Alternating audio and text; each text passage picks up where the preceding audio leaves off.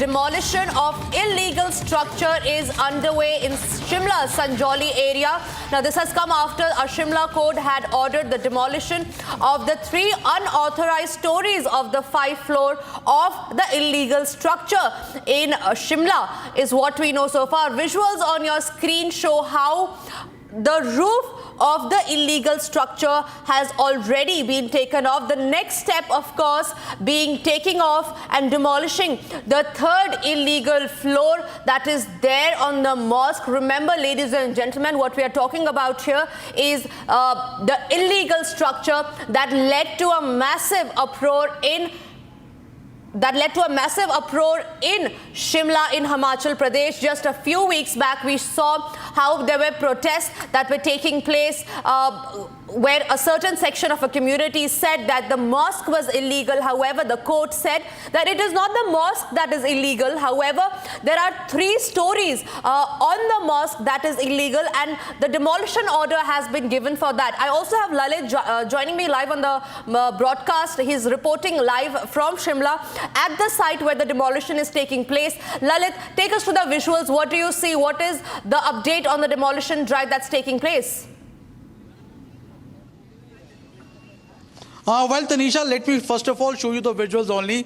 Behind me, you can see the building structure on which the verdict was being given by the MC Commissioner, in which it was being said that the 3 illegal building structures should be razed. From today onwards, the Sanjoli Masjid Committee has started the demolition process, and the roof half has been raised off. So in the couple of days, the whole 3 floors would be raised, whole 3 floors would be demolished as per the directions which has been given by the MC Commissioner on 5th October.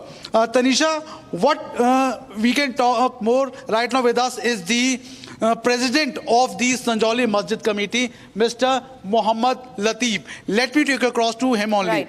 Mohammad जी, आज जानना चाहेंगे, आप लोगों ने आज यहाँ पर demolition का काम है वो शुरू कर दिया, कब आपको ऑर्डर मिले? क्योंकि आपने वक्फ बोर्ड को चिट्ठी लिखी थी। मैंने 15/10 को वक्फ बोर्ड को लेटर लिखा था कि जो आप हमें काम करने की परमिशन दी जाए, क्योंकि असली हमारी तो वक्फ बोर्ड ही है।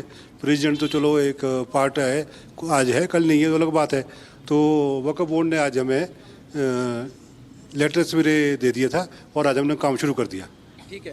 अच्छा, एक चीज़ जानना चाहेंगे, जो तीनों बिल्डिंग है, फ्लोर्स है, कब तक इसको आप गिराएंगे? सबसे पहले क्या सिर्फ छत गिराएंगे आप? धीरे धीरे इसमें प्रोसेस लंबा है काम में ना। अब यहाँ पर भौगोलिक परिस्थितियाँ आपको पता ही है। सबसे बड़ी बात है कि ये सामान को कैरेज करने का, यहाँ से सामान संजौली ऊपर रोड पे ले जाना, उसमें बहुत प्रॉब्लम आती है। सबसे बड़ी बात है लेबर अंगेज करना बहुत, क्योंकि जितने भी लेबर के लोग थे मैक्सिमम ये नेपाल के लोग होते, छुट्टियों में चले गए। अब दिवाली में मैक्सिमम लोग घर जाते हैं, इसलिए लेबर की बहुत बड़ी प्रॉब्लम है। इसलिए हम जो है MC कोर्ट से दोबारा इसके लिए एक लेटर देंगे कि हमें इसको टाइम बढ़ाया जाए, क्योंकि जब लेबर आएगी भी ना, लेबर से तो काम होगा नहीं। छत तो हम खोल ही देंगे, तो आगे जो बाकी जो काम, फिलहाल सिर्फ छत ही खोलेंगे या फिर जो फ्लोर है वो भी गिराना शुरू करेंगे? और भी छत के बाद पहले छत निकले, उसका फ्लोर गिराना।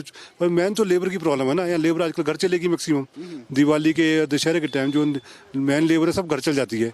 अब मेन प्रॉब्लम लेबर की है।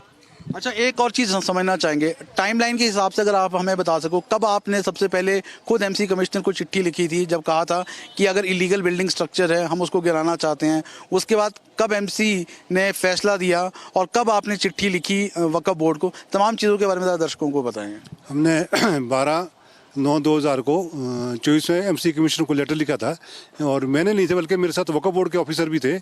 उनने कहा अगर ये गलत बनी है, वक्फ बोर्ड उन्होंने भी कहा, तो इनको हम कमेटी को ऑथोराइज करते हैं कि ये गलत पोर्शन को हटा दिया जाए। तो 5/10 को कमिश्नर साहब का ऑर्डर आ गए। जैसे ऑर्डर आए तो फिर हमने, हमारे को जो है ऑर्डर जैसे कमिश्नर साहब के आए, तो उसके बाद हमने वक्फ बोर्ड को लेटर लिख दिया कि जी उनके कमिश्नर साहब का ऑर्डर आ गया हमारे को, और आप हमारे को काम करने के लिए अलाउ किया जाए। क्योंकि मैंने तो मालिक तो वक्फ बोर्ड ही है, तो वक्फ बोर्ड ने हमें अलाउ कर दिया कि आप काम शुरू कर दें इसका। इससे पहले क्योंकि एक सेक्शन है आपकी कम्युनिटी का जिन्होंने ये बोला था कि वो कोर्ट्स जाएंगे, हायर कोर्ट्स जाएंगे, क्या उन लोगों से आपकी बातचीत हुई है? क्योंकि लगातार वो कह रहे थे कि वो इस मामले को लेकर है कोर्ट जाएंगे। कोर्ट जाना हर आदमी का अपना अधिकार है, कोई जाए तो हम उनको मना नहीं कर सकते। तो मेरे साथ उनकी कोई बात नहीं हुई थी। अगर उनकी मीटिंग थी, मीटिंग में उनको बुलाया था, मैंने उनकी मीटिंग में नहीं गया। तो अगर वो जाना चाहे तो उनको कोई रोक कौन सकता मीटिंग कोर्ट में जाने से? हर आदमी का अपना अधिकार है। तो अब हर आदमी किसी को हम कह नहीं सकते कि कोर्ट जाओ ना जाओ, उनका अपना अधिकार है। सौहार्द बना रहे, इसको लेकर आपने ये फैसला लिया है? जो 3 जो बिल्डिंग स्ट्रक्चर्स है जो इलीगल है, अवैध है, उसको गिराने का जो फैसला लिया है?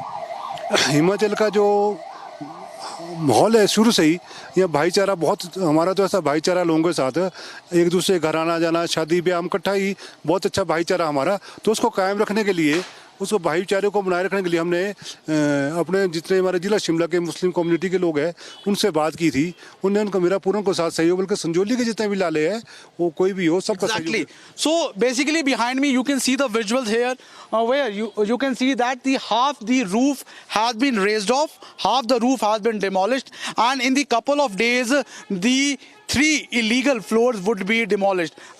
What the Sanjoli Masjid Committee President is saying that there has been a scarcity of labor and funds, but as he has admitted by the fact that the letter which has been given to the MC Commissioner on 12th September, in which they admitted that if there has been illegal building, so that would be demolished. So these are the visuals here from the Shimla Sanjoli area.